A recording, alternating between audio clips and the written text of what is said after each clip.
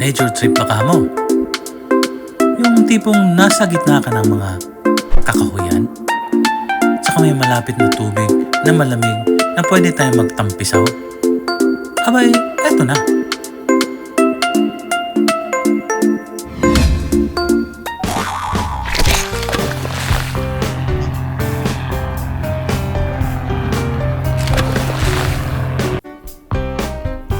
Hey! What's up guys?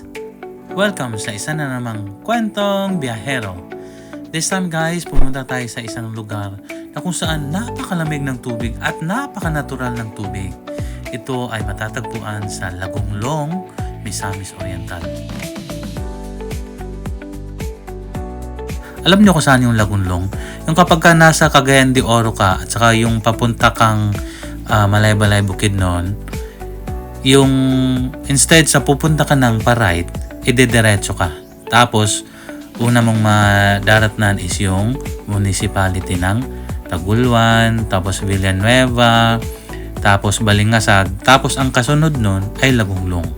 So, kung pupunta kayo dito guys, pagka nasa Lagonglong municipality na kayo, hanapin niyo lang kung saan nakalagay yung